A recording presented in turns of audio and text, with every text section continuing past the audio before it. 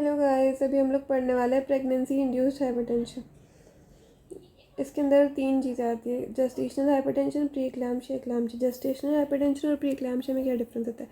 Gestational hypertension में proteinuria और end organ damage के फीचर्स नहीं आते, जबकि प्री एक्लैम्शिया में आते हैं। और प्रोटीनूरिया एंड ऑर्गन डैमेज के फीचर्स, और अगर उसके साथ में सीजर्स भी आ रहा है तो हम उसको एक्लैम्शिया बोलेंगे। अब क्लासिफिकेशन कैसे होता है हाइपरटेंशन इन प्रेगनेंसी? हाइपरटेंशन मतलब जब बीपी 140/90 से ज़्यादा है, 2 ओकेजन्स पे 2 आवर के इंटरवल में अगर हम ले रहे हैं तो 2 ओकेजन्स पे अगर 140/90 से ज़्यादा है तो हम उसको हाइपरटेंशन बोलेंगे। फिर उसके बाद में आता है प्रोटीनूरिया, कितना 300 मिलीग्राम पर डे या फिर 0.3 ग्राम पर डे से ज़्यादा यूरिन प्रोटीन है। उसके बाद में और क्या, प्रोटीन और क्रिएटिनिन का रेशियो जो है 0.3 से ज़्यादा है और डिपस्टिक पे +1 है और +3 से कम है। इसके बाद में जेस्टेशनल हाइपरटेंशन में क्या होता है, बीपी जो होता है 140/90 से ज़्यादा है 20 वीक्स ऑफ प्रेगनेंसी के बाद में, और 12 वीक्स ऑफ पोस्टपार्टम, मतलब वो हो जाता है, रिजॉल्व हो जाता है विदाउट प्रोटीनूरिया। प्री इक्लाम्शिया क्या होता है? जेस्टेशनल हाइपरटेंशन होता है विद प्रोटीनूरिया। हाइपरटेंशन क्या हो गया, प्रोटीनूरिया वो देखा। फिर जब हाइपरटेंशन देखने के लिए मिलता है आफ्टर 20 वीक्स ऑफ प्रेगनेंसी बिना प्रोटीनूरिया, उसको जेस्टेशनल हाइपरटेंशन बोलते हैं। प्री इक्लाम्शिया में क्या होता है, जेस्टेशनल हाइपरटेंशन और प्रोटीनूरिया हो जाता है। इक्लाम्शिया में क्या होता है, प्री इक्लाम्शिया अगर ग्रैंड माल सीजर्स या फिर कोमा के साथ ये रहता है, एसोसिएटेड रहता है, तो उसको बोलते हैं इक्लाम्शिया। हेल्प सिंड्रोम में हीमोलिसिस, एलिवेटेड लिवर एंजाइम्स और लो प्लेटलेट काउंट हो जाता है। फिर क्रॉनिक हाइपरटेंशन जो प्रेगनेंसी जिसमें नॉन हाइपरटेंशन वाली फीमेल है, सुपर इम्पोज प्री इक्लाम्शिया। फिर इक्लाम्शिया न्यू ऑनसेट प्रोटीनूरिया हो रहा है 0.5 ग्राम पर डे, एग्रीवेशन हो रहा है, हाइपरटेंशन का डेवलपमेंट हो रहा है, हेल्प सिंड्रोम का, हेडेक्स, कोटोमा और एपिगैस्ट्रिक पेन हो रहा है। तो ये क्रॉनिक हो गया अपना। डिपस्टिक में ट्रेस जो होता है 1+ में 0.3 से ज़्यादा हो गया तो 2+ में 1 ग्राम पर लीटर और 3+ में 3 ग्राम पर लीटर। ठीक है, ये तो नॉर्मल रहता है 0.3 से ज़्यादा। इसके बाद में प्री क्लैम्शिया क्या होता है? प्री क्लैम्शिया मल्टी सिस्टम डिसऑर्डर होता है जिसके अंदर हाइपरटेंशन होता है 140/90 से ज़्यादा।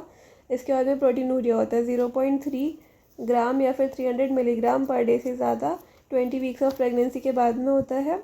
नॉर्मोटेंसिव, प्रीवियसली नॉर्मोटेंसिव और नॉन प्रोटीनूरिया वाली वुमन में उसके अंदर रिस्क फैक्टर होते हैं, प्राइमरी ग्रेविटा है, फैमिली हिस्ट्री है, प्लासेंटल एबनॉर्मलिटीज़ है जैसे कि हाइपर प्लासेंटोसिस, एक्सेसिव एक्सपोजर हो गया कोरियोनिक विलाय को, ट्विन प्रेगनेंसीज, डायबिटीज़ है, ओबेसिटी है, मेनली ओबेसिटी, इंसुलिन रेजिस्टेंस है, होमोसिस्टीनीमिया है, वैस्कुलर डिसीज़ है या फिर थ्रोम्बोफीलिया, एप्ला सिंड्रोम, प्रोटीन सी या फिर एस डेफिशिएंसी है, फैक्टर 5 लेडेन डेफिशिएंसी है। ठीक है, ये सब की वजह से हो सकता है प्री एक्लाम्शिया।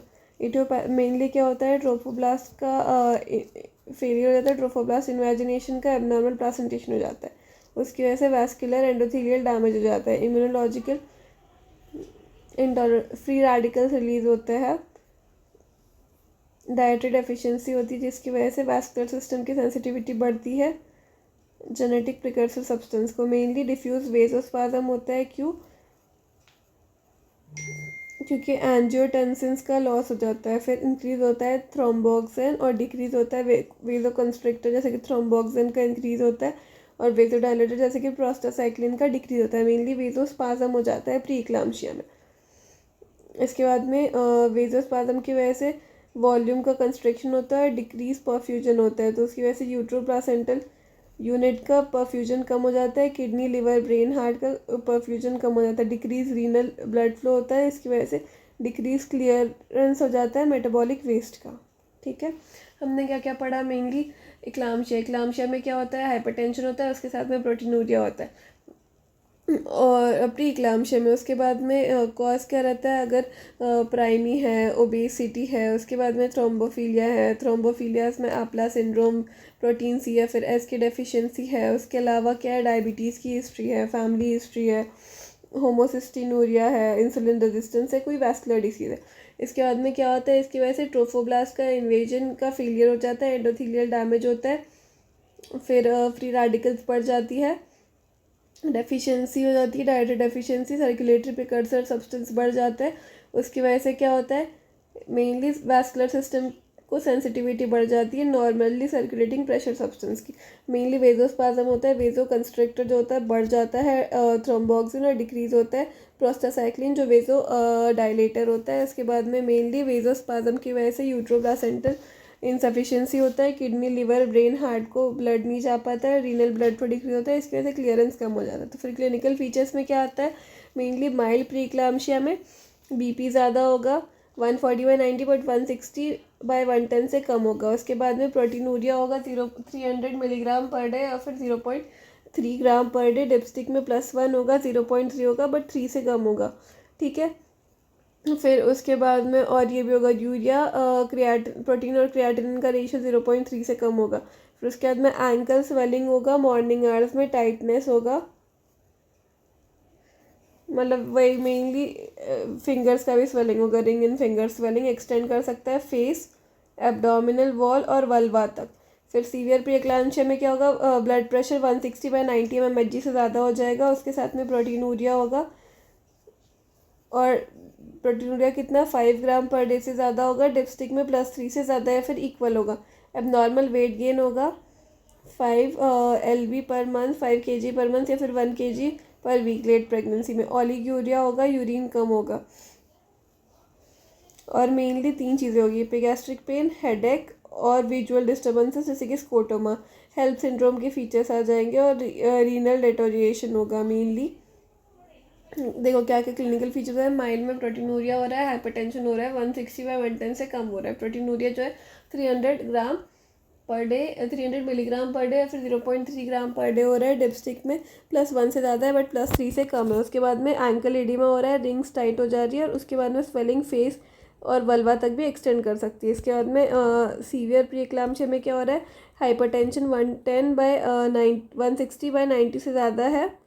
इसके बाद में प्रोटीनूरिया जो है 5 ग्राम पर डे से ज़्यादा, डिपस्टिक में 3 से ज़्यादा है। फिर एबनॉर्मल वेट गेन हो रहा है 5 kg पर मंथ या फिर 1 kg पर वीक। ओलिग्यूरिया हो रहा है, हेडेक हो रहा है, एपिगैस्ट्रिक पेन हो रहा है, विजुअल डिस्टर्बेंसेस हो रहा है, हेल्प सिंड्रोम के फीचर्स आ रहे हैं, रीनल फंक्शन का डेटोरिएशन हो रहा है, उसकी वजह से यूरिया और क्रिएटिनिन बढ़ जा रहा है, BUN भी बढ़ जा रहा है। तो मेनली हम लोग टर्मिनेशन ऑफ प्रेगनेंसी कब करेंगे, जब सीवियर प्री एक्लाम्शिया हो गया है या फिर एक्लाम्शिया हो गया है, हेल्प सिंड्रोम हो गया है। फिर पल्मोनरी एडिमा के केसेस में, रीनल डिसफंक्शन के केसेस में, ओलिग्यूरिया हो रहा है क्योंकि एब्रप्शन कोआगुलोपैथी के केसेस में। इन्वेस्टिगेशन में यूरिन प्रोटीन एनालिसिस करेंगे, यूरिन कैल्शियम देखेंगे, कैल्शियम जो होता है 12 मिलीग्राम पर डेसीलीटर से कम हो जाता है। फिर उसके बाद में हम लोग देखेंगे ये RFT करेंगे, एंटीनेटल फीटल मॉनिटरिंग करेंगे, उसके अंदर बायोफिजिकल प्रोफाइल और NST।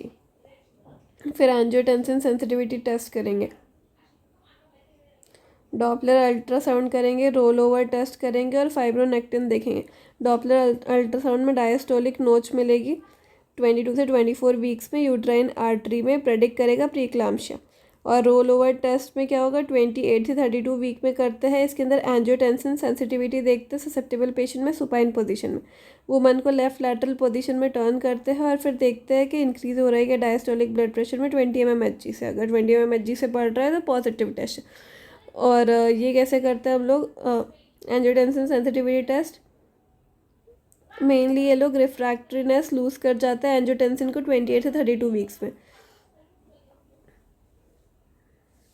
इसकी वजह से ये हो जाता है प्री एक्लाम्शिया। तो हम लोग क्या करते हैं, पहले सुपाइन लेटाते हैं, उसके बाद में उसको लेफ्ट लैटरल में लेटा के फिर देखते हैं डायस्टोलिक ब्लड प्रेशर 20 mmHg से ज़्यादा बढ़ गया है क्या, और डायस्टोलिक नॉच मिल रहा है कि 22 से 24 वीक्स में यूट्राइन आर्टरी में। फाइब्रोनेक्टिन जो होता है रिलीज होता है एंडोथेलियल सेल से एंडोथेलियल इंजुरी के बाद में। प्री एक्लाम्शिया में एलिवेटेड लेवल होता है फाइब्रोनेक्टिन का। माइल्ड केस में हम लोग एंटी हाइपरटेंसिव देते हैं लाबेटोलॉल, बट कॉन्ट्राइंडिकेटेड होते हैं S inhibitors, angiotensin receptor blockers और एटिनोलॉल।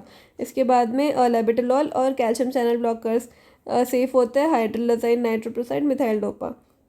और टर्मिनेशन ऑफ प्रेगनेंसी करते 37 वीक ऑफ प्रेगनेंसी पे माइल्ड केसेस में। सीवियर केसेस में इमीडिएट टर्मिनेशन ऑफ प्रेगनेंसी करते 34 वीक ऑफ।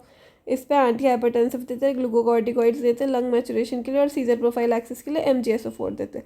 मतलब पहले एंटी इपिलेप्टिक देते हैं, फिर एंटी हाइपरटेंसिव, फिर उसके ग्लूकोकॉर्टिकॉइड और TOP करते हैं, टर्मिनेशन ऑफ प्रेगनेंसी। फिर इसके बाद में इक्लाम्शिया,